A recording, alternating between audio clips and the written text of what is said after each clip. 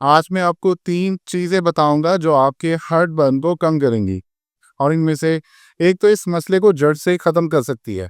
Heartburn के लिए जो लोग एंटासिड्स लेते हैं उनका सबसे बड़ा नुकसान ये है कि ये आपके पेट का एसिड ही ख़त्म कर देते हैं। इसे कहते हैं एक्लोरहाइड्रिया, यानी आपका मैदा तेज़ाब बनाना ही छोड़ देता है।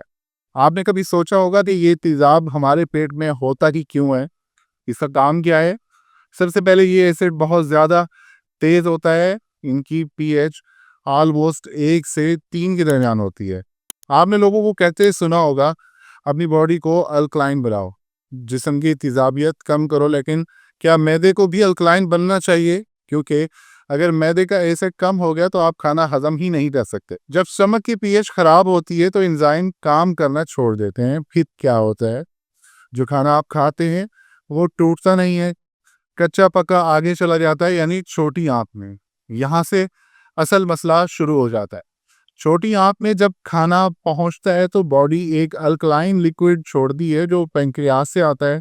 ये इसलिए आता है ताकि मैदे की आंत को सुराख ना कर दे, क्योंकि छोटी आंत की प्रोटेक्टिव मसल लेयर बहुत नाजुक होती है। इसके साथ लीवर से बाइल आता है, जो पहले गाल ब्लैडर में स्टोर होता है, फिर छोटी आंत में चले जाता है।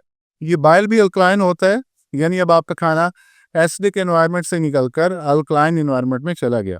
अब आती है एंजाइम की दूसरी टीम, जो सिर्फ अल्कलाइन पीएच में एक्टिव होती है। ये इस बात का सबूत है कि अगर हम चाहते हैं कि डाइजेशन ठीक चले तो हर स्टेज पे जहाँ जहाँ से खाना गुजरता है वहाँ की पीएच को ठीक करना बहुत ज़्यादा ज़रूरी होता है, वरना सिस्टम फेल हो जाएगा। हर्टबर्न का मसला ये नहीं होता कि एसिड ज़्यादा है, ये तो है ही नहीं। असल मसला है वाल्व का, जो स्टमक और फूड पाइप के दरमियान होता है।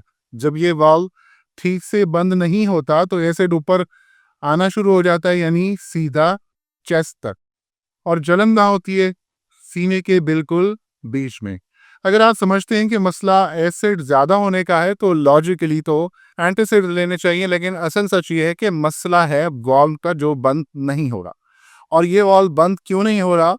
क्योंकि आपके स्टमक का एसिड ही कम हो चुका है। जो एसिड इस वाल्व को टाइट रखता था वही खत्म हो गया है। 3 सिंपल चीजें बताता हूँ जो आपका ये मसला जड़ से खत्म कर सकती हैं। शुरू करते हैं नंबर 3 से। नंबर 3 पे आपको स्टमक में एसिड बढ़ाना होगा। जी हाँ, कम नहीं बढ़ाना होगा।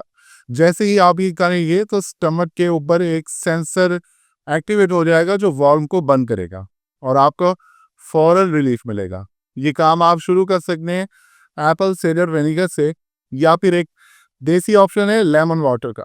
खाने से 15 मिनट पहले 1 चम्मच एप्पल साइडर विनेगर 1 गिलास पानी में डाल के आप इसको पी लें। अगर ये नहीं मिलता तो 1 गिलास पानी में 1 लेमन निचोड़ के आप पी सकते हैं। अब चलते हैं नंबर 2 की तरफ। समर एसिड बनाने के लिए कुछ ज़रूरी न्यूट्रिएंट्स चाहिए होते हैं। सबसे पहले पोटाशियम। पोटाशियम बहुत ज़्यादा ज़रूरी है और खीरे के अंदर पोटाशियम बहुत अच्छी मिकदार में पाया जाता है, और खीरे में पोटाशियम की एक बहुत अच्छी मिकदार होती है। कोकोनट वाटर आप यूज़ कर सकते हैं। दही फुल फैट की जो घर में बनी हुई हो। पंपकिन सीड्स आप ले सकते हैं। मछली, पत्तों वाली सब्जियां जैसे पालक, साग वगैरह इस्तेमाल कर सकते हैं। इसके साथ एक ट्रेस मिनरल सप्लीमेंट भी लें ताकि जिंक मिले। सी साल्ट ज़रूरी अपनी डाइट में शामिल करें। रोटी, चावल, मीठा, नान, बाहर की जितनी भी प्रोसेस्ड फूड है ये सब आपकी बॉडी से ये न्यूट्रिएंट्स निकाल देते हैं, तो कार्ब्स को आप कोशिश करें कि अवॉइड करें। और अब नंबर 1 पे आते हैं सबसे इम्पॉर्टेंट न्यूट्रिएंट, थायमिन, यानी विटामिन बी 1। जब बॉडी में बी 1 की कमी होती है, जो कि ज़्यादातर लोगों में हो जाती है क्योंकि कार्ब्स ज़्यादा होते हैं, तो स्टमक एसिड बनाना बंद कर देता है। ना सिर्फ ये बल्कि आपका ऑटोनोमिक नर्वस सिस्टम भी कमज़ोर हो जाता है। ये वही सिस्टम है जो बॉडी के वॉल्स को कंट्रोल करता है, जैसे अपर स्टमक वाल्व, जिसकी वजह से हार्टबर्न होता है। अगर बॉडी में बी 1 की कमी होगी तो हार्टबर्न के अलावा और भी हाजमे के मसाइल हो सकते हैं। सब कुछ स्लो हो जाता है, ना डाइजेशन ठीक होती है और ना ही अब्जॉर्प्शन ठीक हो पाती है। विटामिन बी 1 इस मसले को परमानेंटली फिक्स कर सकता है। आखिरी बात मैं इसमें ऐड कर देता हूँ, अगर आप ये सब कुछ कर रहे हैं, यानी लो कार्ब डाइट आप ले रहे हैं, एप्पल साइडर विनेगर या लेमन वाटर आप यूज़ कर रहे हैं, पोटाशियम अपनी डाइट में शामिल कर रहे हैं, कोई अच्छा जिंक सप्लीमेंट आप अपनी रूटीन में शामिल कर रहे हैं, फिर भी जलन महसूस हो रही है, तो हो सकता है कि आपको गैस्ट्राइटिस हो, यानी मैदे में सूजन हो, या फिर अल्सर भी हो सकता है, यानी मैदे का जख्म भी हो सकता है। तो पहले आपको स्टमक को हील करना होगा। इसका प्रोटोकॉल मुख्तलिफ है। आने वाली वीडियोस में इस पर मैं मज़ीद बात करूँगा। उम्मीद करता हूँ आपको ये वीडियो पसंद आई होगी। अगर आपको ये वीडियो पसंद आई है तो हमारी वीडियो को लाइक करें, कमेंट करें। अगर आप हमारे चैनल पर न्यू हैं तो हमारे चैनल को सब्सक्राइब करें।